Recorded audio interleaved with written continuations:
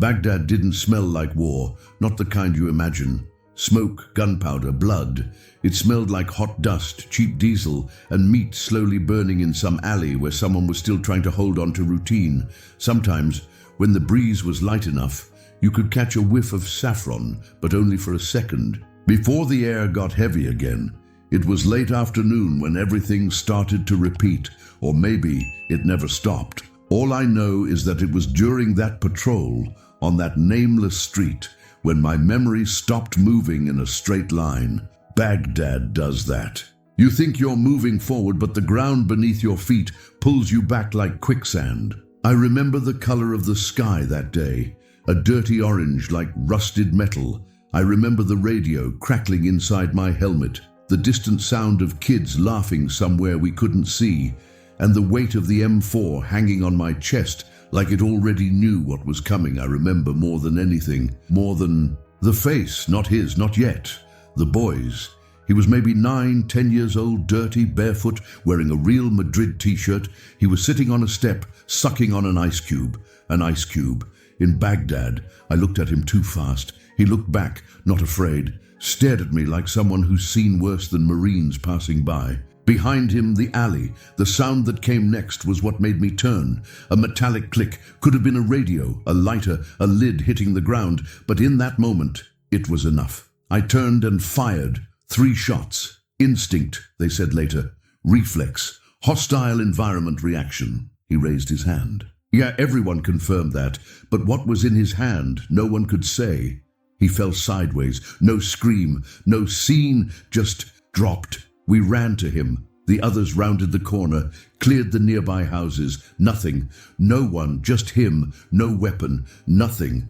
I stared at him longer than I should have. Blood was already leaking from his chest. But his face, it was clean, shaven, early 30s, maybe younger, light shirt, a necklace with a pendant. He wasn't military. He wasn't insurgent. He was nobody. Or maybe he was. Maybe he was everything I didn't want to see. Clear the area, log it and move on, the sergeant said. But I stayed, just a little longer. It was that afternoon when I started seeing him. Not really him, but the reflection, the blur, the shadow slipping across my vision when I blinked. Sometimes in the mirror, sometimes in the dusty window of a Humvee, sometimes in the scope itself.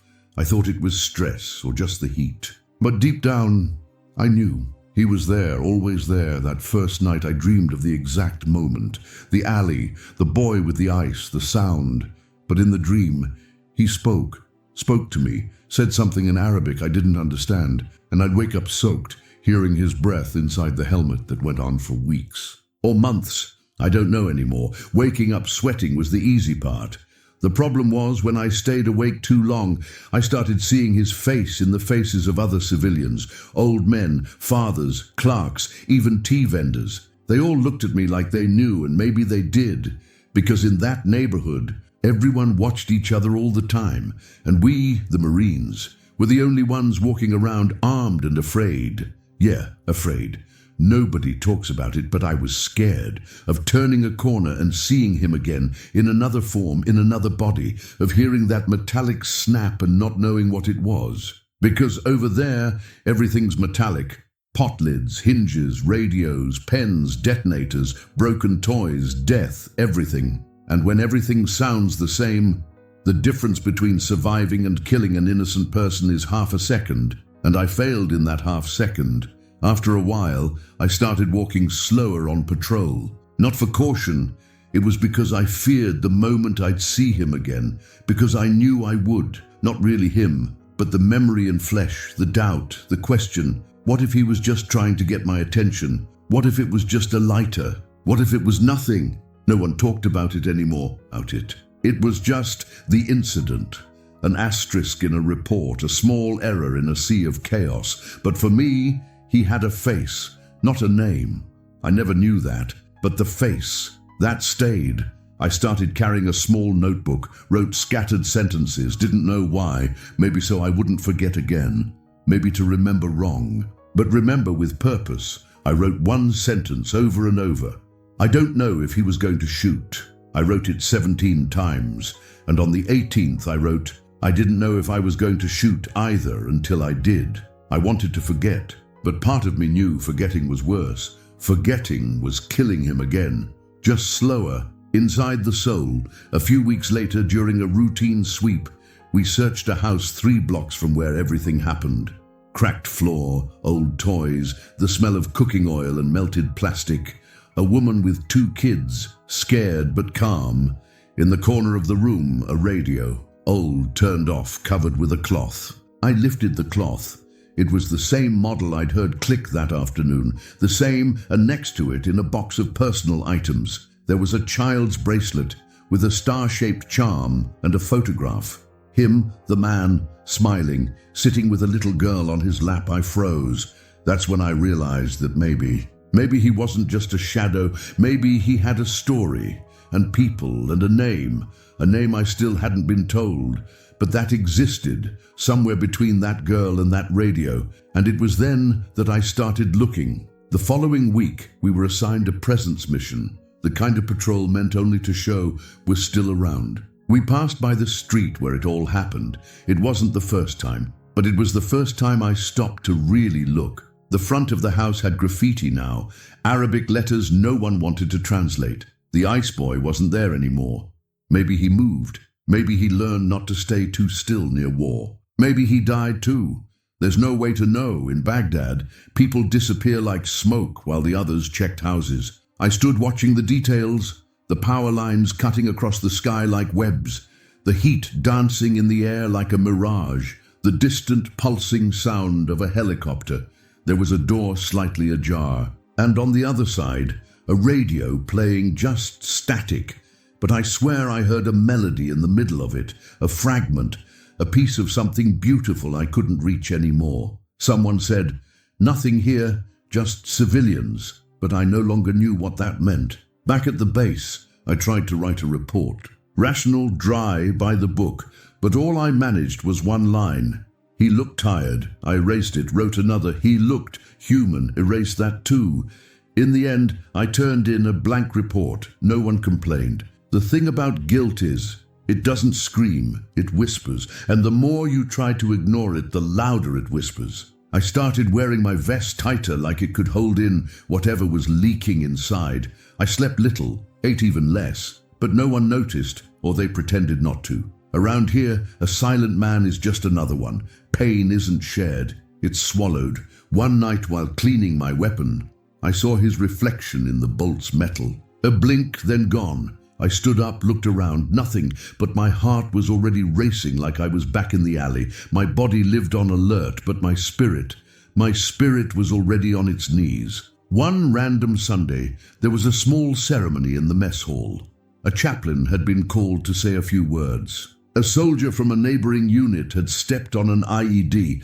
Instant death. The chaplain spoke about sacrifice, honor, faith, but all I could think was, and the man I killed, did he have that? Did he get a goodbye? I left before the ceremony ended, went up to the rooftop, sat on the hot concrete and closed my eyes. I tried to remember his voice. I couldn't. I tried to remember how he fell. I couldn't. All I could remember was the boy with the ice cube. As if that moment, not the shot, was the true beginning of everything. Someone sat beside me, didn't say anything, just lit a cigarette and stayed there. Shared silence. It was Ramirez from my team, always quiet, always sharp. After a few minutes he said, "You saw what you saw, and you did what you thought you had to do. The rest, that's not on us." I didn't reply, but inside a voice was screaming, "What if it is? What if it's always on us? That old radio, the photograph, the sound of the street." His face. It was all starting to stitch something together inside me, something that didn't fit into military terms anymore. It wasn't about rules of engagement. It was about presence, about what we leave behind when we pass through someone's life. War taught me how to erase. But he made me remember, and then, that night for the first time, I wrote something else in the notebook. Maybe he was just a man on his way home, and maybe I stopped him from getting there. I shut the notebook hard. The next morning, I asked to return to the sector where it all happened. Made up a check, got authorized, but I wasn't hoping to find anything anymore. I wanted to find something. A few days later, we were ordered to reinforce patrols in Al-Qarada, one of the zones with the most civilian tension in recent months. Coordinated attacks were being planned in streets we knew by heart, but that never meant safety. Baghdad changes at night. The shadows rearrange themselves the night before the mission. I opened the notebook again, scribbled down random words, names I'd never heard, bits of sentences he might have said, and without thinking, I drew 3 lines, a rectangle, a button, a radio, his radio. The sound still pulsed inside me, like it had just turned on in that moment. The operation was simple on paper: routine sweep, search for signs of insurgent movement, check 2 houses suspected of storing improvised equipment. We left base at 0300, Humvees ready, night vision on, radio silent. I was with Ramirez and 2 new recruits. One was Collins from Texas, looked younger than he was. The other, Vega from New Mexico, had the eyes of someone who'd already seen too much. Nobody talked much. Along the way we passed that intersection again. The intersection. My neck turned on instinct. No one there, just crooked poles, a dog sleeping by the curb. And that wall still sprayed with black paint. Part of me hoped he'd be standing there, just standing, just so I could say something. The house we were sent to check was 3 blocks away. Low, rusty gate. We entered silently. Ramirez led. I covered the rear. The living room had furniture stacked like barricades. Smelled of old oil and burnt rice. Nothing unusual, until Vega found a wooden box under the stairs. It was filled with personal belongings, old photographs, folded papers, 2 broken radios. My heart stopped. One of the radios was identical to the one I saw in the man's house. Same model, same cracked side casing. I picked it up carefully, like it was some kind of relic. Next to it, a small fabric pouch. Inside, a bracelet, brown leather, child-sized, and a keychain with a blue star. Nothing useful here, Collins said, glancing over. But to me, it was everything. Ramirez noticed my face. You recognize him? I just nodded. I wasn't sure, but every object in that box felt like it was whispering. It was him. We brought the box, technically. None of it was relevant to the mission, but no one questioned it. Maybe they saw in my eyes that it meant more than they were ready to ask about. Sat back at base. I waited until everyone was asleep. I took the box and sat on the edge of my bed, laid the items out in a line, like I was piecing together the face I only knew through guilt. That's when I saw, folded inside one of the papers, a yellowed newspaper clipping in Arabic. A grainy photo of a man standing in front of a blackboard. The caption was faded. He looked younger, but there was something familiar in the eyes, a kind of melancholy calm. On the back of the clipping, written in rough English, he taught music before everything. I closed my eyes, took a deep breath, The idea hit me like an arrow, right to someone in his family, someone who could tell me who he was. If he had a name, if he had a story, not for redemption, that felt impossible, but for accuracy. I needed to know who I had taken from the world. The next day, I went to the unit's translator. Yadi, he was an older Iraqi man with sharp eyes and steady hands. They said he'd been a teacher once. I asked for his help translating what was in the box. He examined everything carefully, ran his fingers over the photos like someone silently praying. After a while, he said, "This bracelet, it's worn by children. For spiritual protection." Protection, I asked. Parents put them on their children's wrists as if trying to shield them from what walls and soldiers can't. He pointed at the star on the keychain. This star is a mourning symbol. When a father carries it, it's for a lost child. The ground vanished under me for a moment. Did you know who he was? I asked. Hadi shook his head. Not by name, but those eyes. Maybe Baghdad has faces that return. I spent the next few days trying to write a letter. I'd start and erase, write and tear it up, like each word was another bullet fired into the dark. I didn't want to justify. There was no excuse. I just wanted to say that I saw him, that he wasn't just another one. In the final letter I wrote, I don't know what he was going to do. I only know what I did. and that not a single day goes by without me wishing I had waited one more second. I left the envelope with Hadi, asked him to give it to a local NGO that supported families of civilian victims. I wasn't expecting an answer, I just needed to let it out. But something shifted in me after that gesture. It wasn't peace, it was focus. I started paying closer attention, listening to sounds more carefully. Every snap, every radio turned on, every child chasing a ball. I took notes, sat down at the end of the day and wrote in silence.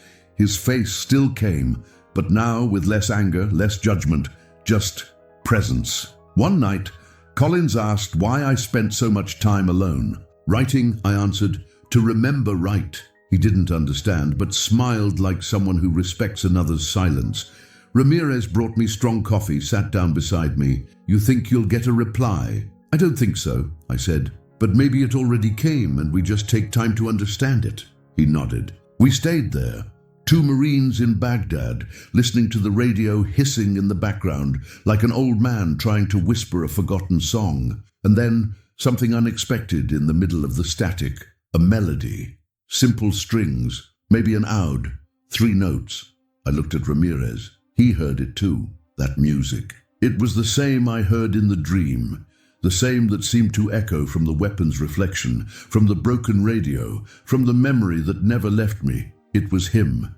Again, not as a ghost, but as a note that survived the gunfire. And in that moment, I knew someone was about to answer. The letter arrived folded in 4, inside a worn envelope, sealed with a carefully placed blue ribbon, no clear sender. Hadi handed it to me with a serious look. It came from the NGO, someone replied. It took me 2 days to open it. I was sitting on the base rooftop when I finally tore the envelope. My hands were shaking. The letter was written in English, with irregular handwriting, like someone using a language they didn't master, but pouring intention into every line. It was short. My name is Fairs. I am the brother of Abbas. He died on your street. I know this. Abbas worked with the Americans before the war. After, he delivered things for whoever paid, sometimes food, sometimes messages. He knew it was dangerous. I do not blame you. He also knew the risk.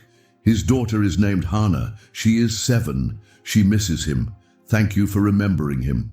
Fairs. I closed my eyes, let the paper fall into my lap. Was that it? A name, Abbas, a brother named Faris, a daughter named Hannah, and the detail, the part that stuck to me like cold oil. Abbas delivered things for whoever paid. That was it, the loophole, the justification I never asked for out loud, but begged for in silence every night he was involved. Maybe not directly, but he moved between militias, insurgents, civilians. He could have been delivering a message, a bomb, a code. Maybe that metallic sound had been part of it. Maybe it didn't give me peace, but it gave me a pause. I began repeating the name quietly, like a prayer. Abbas, Abbas, Abbas. The name gave the ghost a body, and the ghost now was easier to face. I told Ramirez about the letter. He listened in silence, then said, "Looks like you're not the villain in this story after all." But something in me hesitated. Fair's tone, it wasn't accusatory. It was grief held in place. And as much as the letter relieved me, something in it felt like a held breath, as if he hadn't said everything. The days that followed were confusing. I started sleeping better, a little, fewer nightmares. Abbas's face still appeared, but more distant now, like someone waving goodbye from a train. Patrols became tense again. The neighborhood north of the base suffered 3 explosions in 2 nights. Orders tightened, more aggressive checkpoints, fast raids. I was more alert but also more distracted. Instead of watching for threats, I watched for details, photos on house walls, scribbled handwriting in kids' notebooks, the eyes of tired women. I started seeing Abbas in every face again, but now as a possibility. Was he one of them? Was he passing information? Or just trying to survive? War devours nuance, but letters give humanity back. One stifling late afternoon, Hadi pulled me aside. I received an old file from 2005 about someone named Abbas Khalid. He handed me a laminated sheet. It was a military report. Abbas had been mentioned by 2 anonymous informants as an insurgent collaborator. No solid evidence, just crossed references. I read it and reread it. There it was, the red herring, dressed up as truth, the fine line between paranoia and security. There was the paper I needed to believe I'd done the right thing. But my mind whispered something else. What if he was just delivering bread? Ramirez was with me when we received a new patrol order. Same sector where Abbas had lived. We entered a narrow alley, open sewage running along the side. Collins slipped, laughed. Ramirez gave him a look. Quiet. It was there, behind a blue door, that the world began to crack. The house was empty, furniture draped in cloth, a faint smell of forgotten incense. There was a bookshelf with music books, handwritten Arabic notes, sheet music, a broken wooden flute on the wall, a framed photo. Abbas, younger, smiling with a child on his lap, probably Hana, and below the photo, the same radio, same model, same sound, but this time it was on, hissing static, and suddenly, as if it knew I was there, the sound shifted. 3 notes, a fragmented melody. My knees buckled for a moment. Ramirez grabbed my arm. "You okay?" I could only stare at the radio and think he was a musician, he was a father, he was a man. The report, the informant, it all started to feel less solid. And that night, I sat alone with Hadi, showed him the letter, showed him the report. I asked, do you think he was an insurgent? Hadi stayed quiet for a long time, then said, "Here, sometimes you work for both sides, not by choice, but because you have children, because you want to come home alive. That doesn't make someone a traitor, just human." I said nothing. "What's worse," he continued, "being a traitor or being a man trying to survive in a world that offers no safe side?" I couldn't answer. I started writing a second letter. For Hana, I didn't know if she would ever be able to read it, but I wrote it anyway. "Your father played music, and his sound still plays inside me. I saw him for a moment, and in that moment, he didn't look like an enemy. He looked like someone on his way home. I hope you have a place to return to." I didn't sign it. I didn't know how to sign something like that. The next day, Collins was wounded by shrapnel from an improvised explosive. A trap on the back street, the attack reignited the fear. Command tightened the clamp even further. Ramirez started suspecting every civilian. They all know. Someone triggered that thing. But me, I could only think that maybe Abbas had passed through that street the day before. Maybe he knew the risk and said nothing, or maybe he did, and no one listened. That night, I dreamed of Hannah. She was sitting on a step, holding the radio in her lap, looking at me in silence. I tried to speak, but my mouth wouldn't open. Then she pressed the radio's button, and my voice came out of it, asking for forgiveness, asking for time. I woke up soaked, but not in fear, in grief, not for Abbas, for me, for who I was in that alley, for who I might still be. It was early morning when the radio called double explosion, 5 blocks from the safe zone. An Allied convoy had been hit in a coordinated ambush. 2 IEDs, small arms, hand grenades. We were deployed within minutes. Ramirez, Collins, already recovered, Vega, and 2 reinforcements from Charlie. I was quieter than usual. My fingers trembled as I fastened my vest buckle. It wasn't fear of what was coming. It was fear of what it might mean.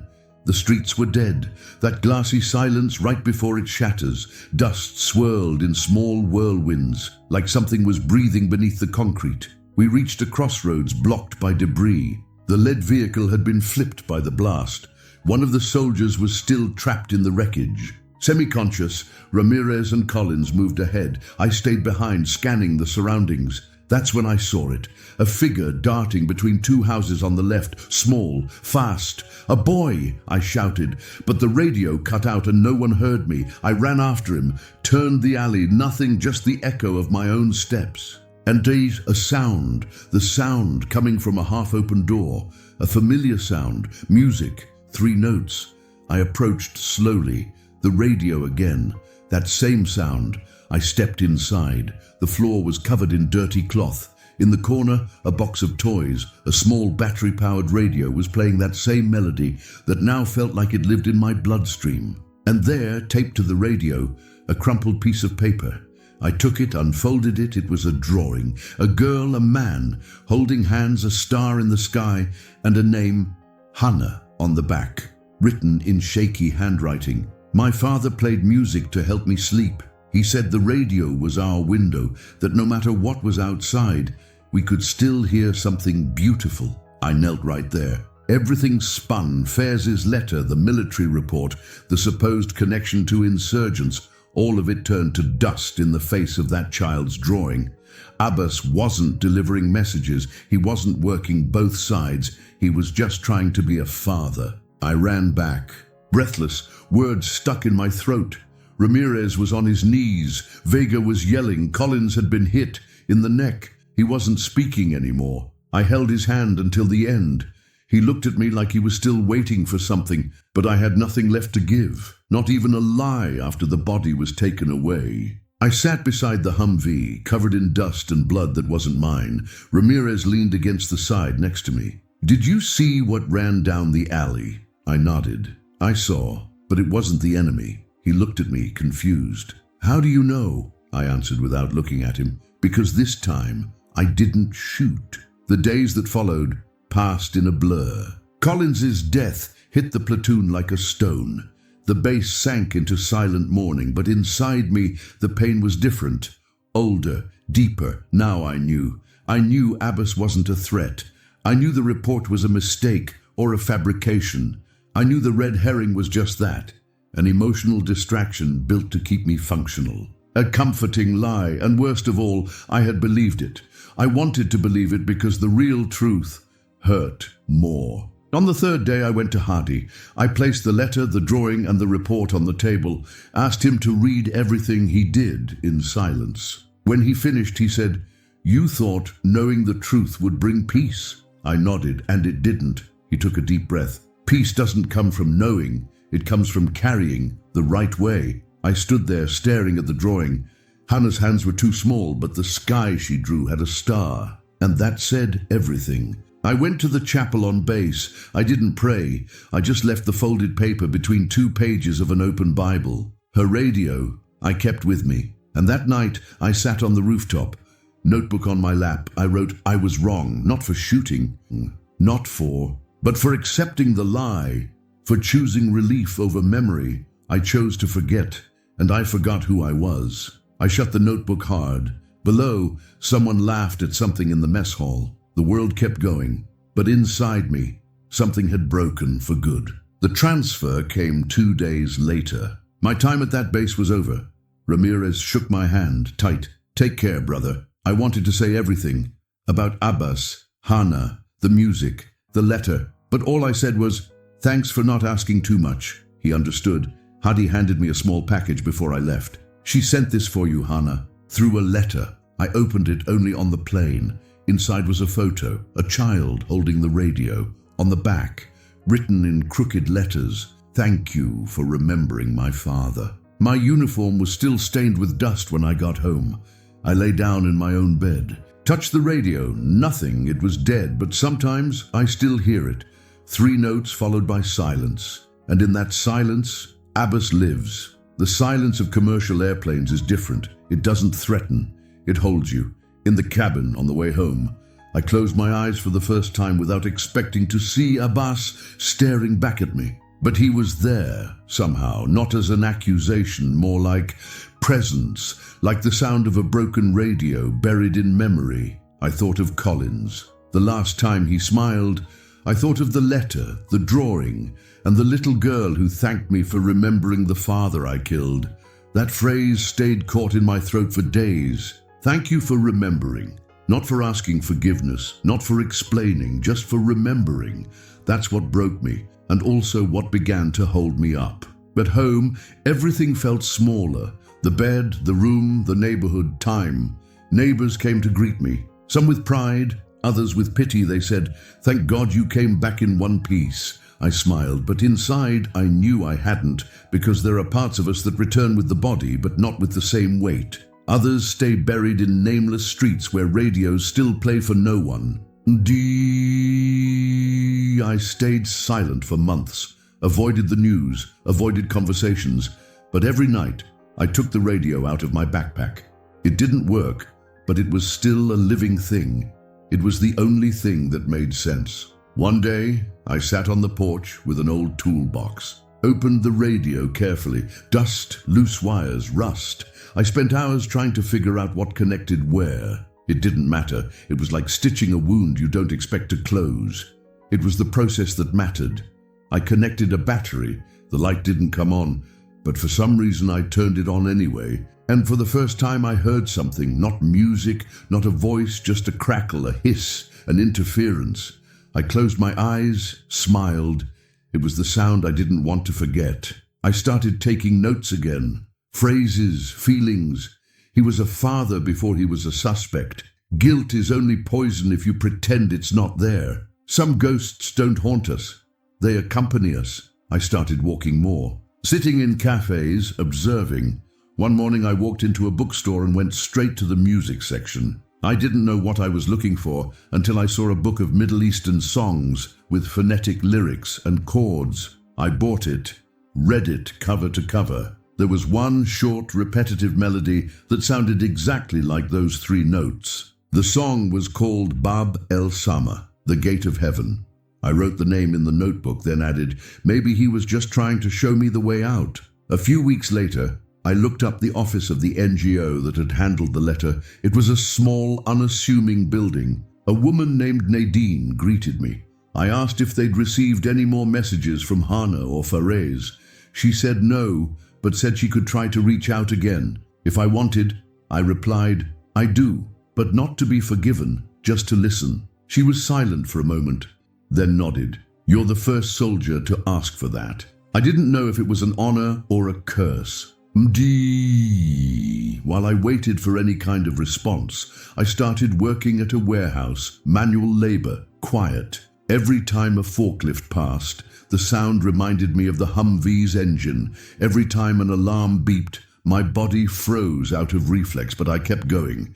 It was my way of staying whole. One afternoon, I left the radio on the counter. One of the guys asked what it was. I said, it's a reminder, he laughed. Of what? The war. No, of what the war tried to make me forget. One night, it rained hard. Heavy, unapologetic rain. The power went out. The house sank into darkness. I grabbed the radio. It was all I had left. I sat on the floor of the living room, turned it on, static again. But underneath, there was something, a faint signal, 1 note, 2, 3, the same melody, as if it had always been there, waiting for the world to quiet down so it could be heard. I thought of Hana, picked up the notebook and wrote one final letter. Dear Hana, you may never receive this, and that's okay. I killed your father, and for a long time I tried to find excuses in reports, rumors, old files. But he wasn't a report.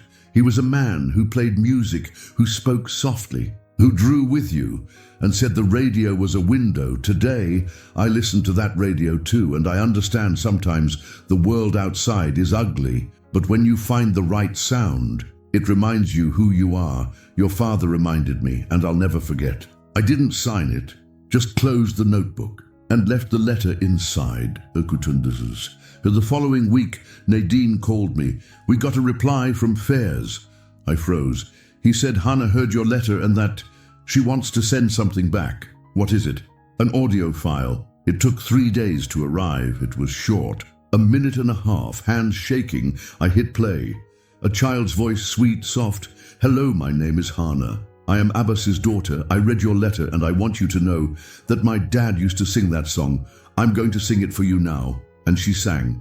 The 3 notes, the melody, Bab el Sama. And when her voice stopped, there was silence, but that silence didn't hurt. For the first time, it held me. I don't know if I'll ever go there. I don't know if Hana will remember me when she grows up, but I know that somehow I became part of her memory. Not as the soldier who pulled the trigger, but as someone who stayed, who listened, and sometimes in the dark when the radio crackles, I sing along, 3 notes, just 3, but now they're enough to keep me going. Going back to Iraq was never the plan, but life rarely follows what we sketch out in silence. 3 years after my deployment ended, I was invited by an American civil organization to join a listening and reconciliation program in post-conflict zones, the kind of mission with no uniform, no weapon, no status, only presence, and listening. I hesitated for weeks, but a part of me knew that if I said no, I'd be doing what I did the first time, running, and I'd already run far enough. We arrived in March 2009. The Baghdad I found wasn't the same, and yet everything felt familiar. The dry air, the cloudless sky, the hum of generators everywhere, barefoot kids running between rubble and flowers. Yes, flowers, small, improbable, growing through cracks in the concrete. We were housed in a restored school, now used as a community center for displaced families. Nothing military, nothing imposing. My job was simple: listen to stories, no judgment, no reports. In the first week, I heard everything. Mothers who'd lost children, children who'd lost parents, men who worked for whoever paid, not out of ideology, but for rice. And slowly, I began to understand what Hadi meant that night years ago.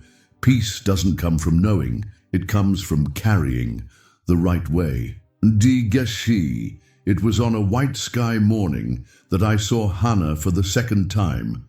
She was older, but she had the same look as in the photo. Steady, deep. She was holding a blue notebook and a flute made from PVC pipe. She didn't recognize me, nor should she have, but when she heard my name, she furrowed her brow, then walked closer. "You wrote me a letter about my dad." I nodded. I couldn't speak for a few seconds. She looked at me with the kind of gravity that only comes from knowing more than you say. "I remember the song." "I do too," I said. She smiled faintly. "Do you want to hear it again?" I nodded. And there, in a cracked cement courtyard, she played the 3 notes. It wasn't in tune, it wasn't perfect, but it was real, and I closed my eyes, not to escape, but to keep it. That afternoon, there was chaos on a nearby street. Gunfire, confusion, the echo of a past that never sleeps well. We were told not to leave, but 2 of the local volunteers hadn't returned, young brothers. They had gone out to get supplies. The civil team's radios were limited. Communication scattered. Panic spread in short bursts, and once again I had to choose, wait or act. I stood up, grabbed my old radio. The same one, still crackling, still pulsing. Nadine tried to stop me. "You're not here as a soldier." "I know," I said, but I went anyway. The street was nearly empty. Gunfire echoed further away now. Dust hung in the air, a familiar, acidic, burned smell. I saw the 2 young men trying to hide behind an overturned cart. One of them was hurt, the other was shouting for help. From one of the alleys, armed men watched. They hadn't fired. Yet I approached slowly, hands raised, spoke in English, then in broken Arabic. I asked for calm. I asked for time. They shouted back, confusion, distrust. One of them raised his weapon. And I saw it, the gesture, the same motion Abbas made that afternoon. In 2006, hand to the waist. Something metallic, reflex, everything inside me screamed to shoot, but I didn't. This time, I didn't fire. I waited, looked the man in the eyes and said, "I won't raise my weapon, not today, not anymore." He hesitated, looked around, and then lowered his gun. The moment passed like a gust. I helped the young men to their feet. We carried the wounded one back to the community center. He was weak, but alive. Back in the courtyard, Hannah was waiting for me. Without a word, she placed the flute in my hands. "You played a part in my life," she said. "Now it's your turn." I sat down on the ground, held the flute gently. I blew into it. It came out faint, cracked, but it came out. 3 notes. She smiled. "Almost right." "I'm still learning," I said. "Me too," she replied. That night, I wrote in my notebook, "Today, I was who Abbas might have been. Someone who doesn't shoot, someone who waits, someone who listens first." I closed my eyes, and this time, I slept.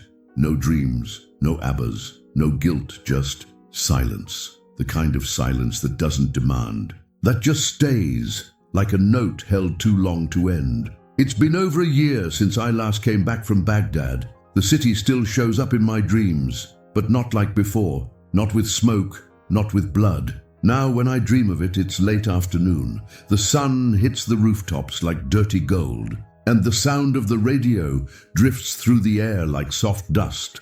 Hannah shows up sometimes, walking barefoot through corridors of books and sheet music. Sometimes she smiles, sometimes she just stares, with her father's same eyes, but she never speaks, because she doesn't need to. Her silence says it all. Udred Astum. I moved to a small town in the countryside, a place with more trees than cars, where people still say good morning even if they don't know your name. I rented a simple wooden house with a wide porch and a rocking bench.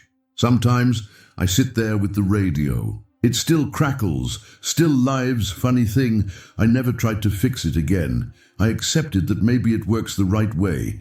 Just for me, I built a small space with music books, notebooks, photos, not of war. I don't have any, but of fragments that help me remember gently. On the main wall, Hannah's drawing. Framed, the star in the sky, the word Baba written in blue paint.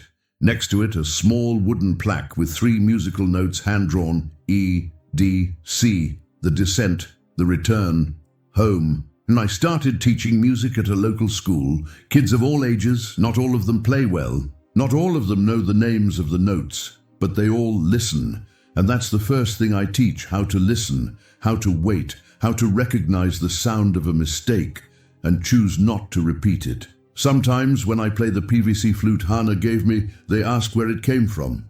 I say, from a place where music was meant to protect, not entertain. They don't understand now, but one day maybe they will. I received a letter from Fairs months ago. He told me Hannah was doing well, that she now sang at community events, that she kept a blue notebook where she wrote down lyrics and that. Now and then she asked about me, the American who listened. That's what she calls me, not the one who killed, not the one who left, the one who listened. And that alone is worth the weight I carry. The other day, I sat on a park bench with my old notebook. That one, the war one, the one with the first scribbles. I flipped through every page, saw the phrases written in desperation, the questions I repeated like mantras. What if he was just trying to call me? What if it was just a lighter? What if it was nothing? Now I know the answer. It was everything. It was a man trying to exist and me trying to survive. 2 truths that met in a second that won't return, but that can be remembered the right way. Sometimes I close my eyes and try to recall the exact moment everything changed. Not the shot, but the choice not to shoot. It was fast, maybe a second, but in that second, I didn't choose to survive. I chose to live. I chose to listen. And that choice, even now, saves me every day. I've thought many times about writing a book about all this, but then I remember I already have. Every class, every child who learns to play, every silence I teach them to respect, those are the pages that matter. Those are the echoes of war I let continue, not with gunfire, but with notes, with rests, with presence. One afternoon, I received a box in the mail. No sender inside was a cassette tape, with it a note. This tape was found in an old house in the Al Kharada district. It was inside a radio. It still plays. The melody may be worn, but it's still yours. I took out my old cassette player, unused for years. Pressed play, noise, a crackle, then crackle. The 3 notes followed by an old recording, a man's voice speaking soft Arabic. He was talking to someone, maybe Hannah, maybe his wife, maybe no one. I didn't understand all of it, but I recognized one phrase. Even in darkness, music reminds us the heart is still here. I closed my eyes. Abbas. It was him. Not a memory, not a shadow.